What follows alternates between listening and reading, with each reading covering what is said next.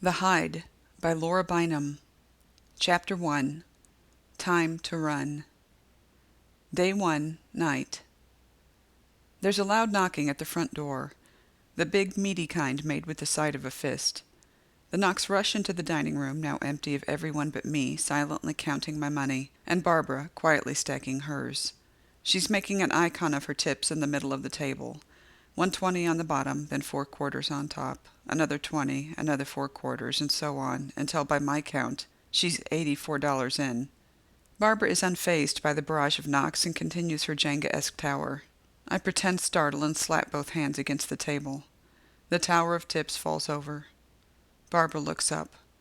Not cool, she bleats in her starchy voice. I spear 2 of her 20s with my fingertips and drag them across the table towards me. Earlier tonight, while making change at the register, I watched Barbara pull 2 $20 bills off my six-top where they'd been left beneath the staying weight of an empty wine bottle. Almost gotcha. Barbara smiles, not shrinking from the attempted theft. Proud of it. The knocks sound out again, this time louder. Barbara points a bullhorn made of hands towards the front door and shouts, "Hold on a minute, Jesus!" I drop the 20s along with the rest of my tips into the hammock of my shirt. "Who's here this time of night?" I ask, sliding out of the booth. "Pizza guy," Barbara answers, restacking her money. "Your turn to pay." Checking first to make sure she's not watching, I pause in the foyer and find my coat, one of 3 left on the rack. I dip a hand into its right side pocket and find the thick pleat high up and hidden behind the stitching, where 2 buttons have been sewn. I pinch them free of their holes and push my tips, minus the pizza money, into its hidden pocket, the one I put there even before I caught Barbara stealing tips. Over the years, I've created many secret pockets, hidey holes for everything from money to food to information I'd rather keep private. A need to lay low is a condition of my condition. Keeping secrets as inconceivable as mine is the only way not to stand out. The loud knocks start up again. "Coming!" I call out, pressing my coat back into place.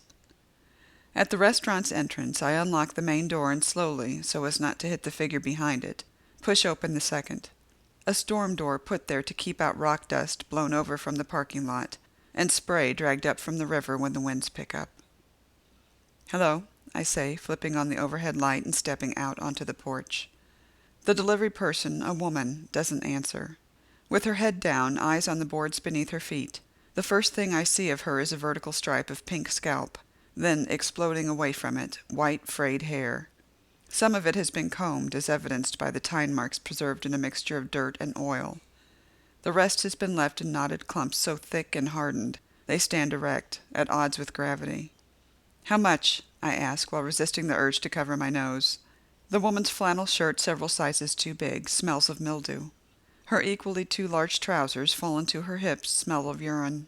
As she turns to drop her carrier on the porch, our pizza already extracted, the back of the woman's shirt moves, and I see one of her exposed hips. There's nothing of substance there. Just some skin covering a bit of bone that looks more like the head of a knitting needle than anything to which muscle and tendon could be affixed. The woman turns back around. Keeping her face averted, she shoves the pizza box into my chest. $12.25, she grumbles. Immediately, banks of colored numbers appear around me. Triggered, not chosen. Spawned by a need to calculate that's been hardwired in me for as long as I can remember. Some of these numbers exist within arm's reach. Most occupy a space farther away. All of them together act as my counting mechanism, though really, I've never had to count so much as choose. The answer to an equation glows brighter within my floating sea of numbers. It's no more work than turning my mind's eye towards the showiest one. This is just one way in which my synesthesia works. I also see letters in color, have a combined taste-smell reaction to certain sounds or words, like Jeremy, which smells of cabbage, and see colors when listening to music. It seems that as I age, I'm manifesting new and increasingly more unusual ways of perceiving and interacting with the world. I sometimes worry that if I'm too long-lived, I might have to relocate to Mars like Dr. Manhattan. $12.25, the woman had said. $12.25 is what I see. The cost of the pizza, a purple number floating 12 rows from my left, 3 columns down. $1,500 is the amount of money in my right hand. A red number located 15 rows from my left and sitting at the top of its column. $2.75, a bright blue number, would be the money left over, and the woman's tip, which, given her state, now feels insufficient. I pat down my trousers for any additional bills and find one rumpled in a back pocket. $3.75. This new forest green tip glows bright in its position on my left-hand side near to my body. Its sparkling display means yes, this new number is the right amount of generous. For as far back as I can remember, this extra shot of luminescence has always acted as an exclamation mark. A do this or don't do that. Somewhere along the way, my conscience got hardwired into my observation of the world, and I don't know if this is normal. If I ever meet anyone else like me, this is the first thing I'll ask. Cash or credit? The woman belches out, and I smell the alcohol in her breath, something sharp and sweet, like whiskey. I take the pizza box with my left hand and hold out the money with my right. Cash, I say. The woman wraps her fingers around the bills, and I see the state of her nails, how she's chewed them down to the quick. Their beds are the color of a plum, and there's just the tiniest bit of black hovering over each one. As the woman moves, the black doesn't track with her hand. Instead, it becomes 5 dark, quickly dispersing chemtrails formed and floating between us. What it means is that the gangrene is not in her hands, it's in her energy. The pizza money bound tight in her fist, the woman turns to collect her holder from the porch. As she slings its strap over a shoulder, her eyes land on some part of me, and she spins around. The same hand holding my payment shoots forward, fingers flanging out, then wrapping themselves around my wrist. They twist until my birthmark is visible. When I try to pull free, the woman releases the bills caught between us to get a better hold. Immediately, they're plucked away by the ever-present wind, shot up and over the house, along with a few dozen fall leaves that, against the moonlit sky, look eerily like a flock of wingless birds. "Stop it!" I shout, working to dislodge my arm from the woman's grasp while keeping hold of the night's dinner. Determined to get a better look, the woman turns my arm until the inner portion of my right wrist is visible. I can feel the moist heat of her breath on the skin there, just beneath my birthmark, a pale brown stain roughly 3 inches wide and half that tall, positioned just above the green veins over my palm. For those who know their geography, it looks like the Australian mainland, minus the northeastern tip of Cape York. "You!" The woman's voice, come up from beneath her downturned head, is pure ruin. Cigarettes, screaming, reflux, whiskey. Abuse. Abuse. Abuse. The woman tilts back her head and looks up at me with electric blue eyes, the bagging skin around them retracted. "Why are you here?" she screams into my face. I stumble back. The woman follows.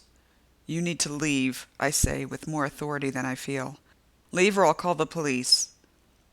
I bump into the storm door and drop the pizza box on the porch. It rattles where it lay, the wind's bony fingers catching on its lid.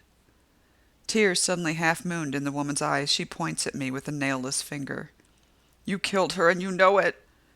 I hear the clack of Barbara's heels on the dining room floor and turn to shout, "Call 911!"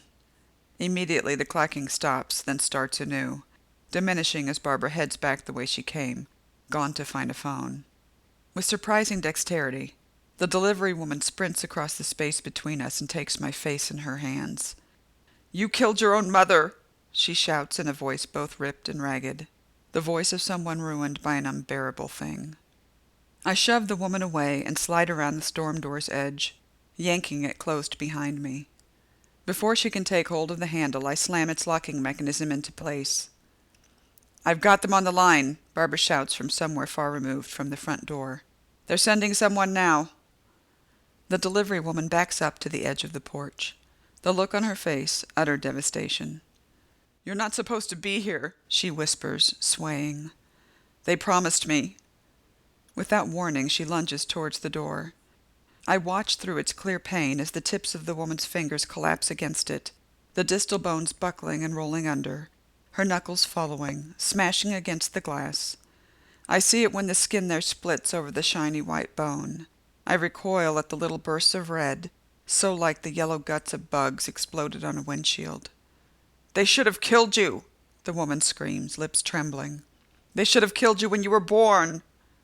She slaps the flat of a hand on the pane between us and leans closer so I can see every stripe and freckle in her cerulean eyes. She takes a deep breath and stares at me through the glass. "You killed her!" She screams in an anguished voice, "And you know it!" My heart beat in my ears. I watch through the fogged pane as suddenly calm, the woman turns and like a zombie walks away. She drips blood all the way to her truck, jumps up into the cab, and pulls out of the parking lot, no problem. She turns left onto the riverfront road and disappears at a casual Sunday morning speed. I watch until the truck's taillights are out of sight, the whole while trying to get rid of the woman's voice in my ears. "They should have killed you," it echoes. "You killed her, and you know it." I shut my eyes and focus on the lava heat in my hands, the burn of it in my chest, the coldness in my fingers and toes.